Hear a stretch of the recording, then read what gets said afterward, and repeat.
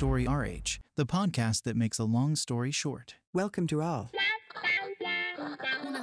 History is made of stories. In this episode, we'll be talking about the basics of projection, paying particular attention to how it differs from forecasting. People don't like risk, and uncertainty worries us. Risk aversion. A principle that has been in circulation for quite some time is a quality that impacts our decisions and the way our companies work. And since we're so afraid of the unknown, we feel like we need to control it. We're always trying to predict everything, including the unthinkable. But what we should really be trying to do is figure out how to adapt when the unthinkable happens. And that's where projection comes in, whereas our need to control everything.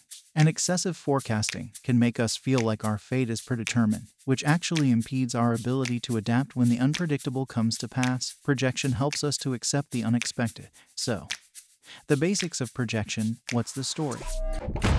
Forecasting is about imagining a single possible future based upon which you build your action plans, while projection is about considering different scenarios and different possible futures and how to adapt depending on what happens in reality. Projection is a forward-looking practice, but it's not about fortune-telling or crystal balls, quite the contrary. Crystal balls and oracles make predictions, a forecast you believe in supplied by a third party. Projection is a form of anticipation that helps you to structure your reaction depending on how things turn out. Unfortunately, in most companies, if there's any projection taking place, it's only reaching the intellectual elite. This state of affairs is a relic of Taylorism's One Best Way, which promoted a strict separation of those who think from those who do. Given the unstable nature of our current environment, which is constantly changing and where the only thing that is permanent is transformation, projection should have a much broader role. But that would mean endorsing professional autonomy, which is far from the norm. Exactly, and it's because when you get down to it, projection aims to answer 5 big questions, as French expert on the topic Mitchell Goddard explains.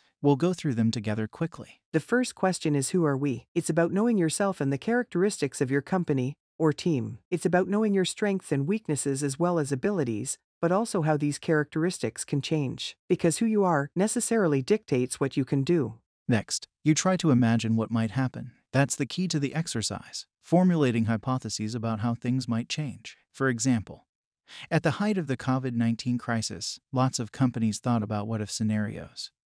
What if the global economy collapses, or becomes local and insular, or takes refuge in a digital bubble? Once you have your hypotheses, it's time for the third questions. What can I do? In other words, based on who I am in these future scenarios, what reactions would be realistically possible? What are the real options for handling these scenarios? And since you can't just sit by and watch, you make a choice, even though you know that you might have to modify it if the future doesn't turn out as expected. And then you turn the choice into action plans, like you would for a forecast, except that here, you know it will impact reality, and that you'll continue to think this way, constantly adapting. Exactly. It's a little bit like continuous adaptation in Agile IT design. You adapt your decisions depending on how they change reality and how reality itself changes. And you're better prepared when it does, because every time you imagine different scenarios, you broaden your horizons. There's not just plan A, plan B, you end up with a plan for every letter in the alphabet. To recap, projection is a technique that helps us to understand who we are,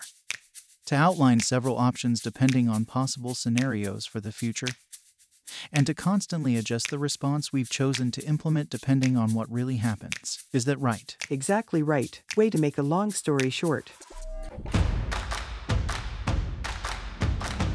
Story RH, the podcast that makes a long story short.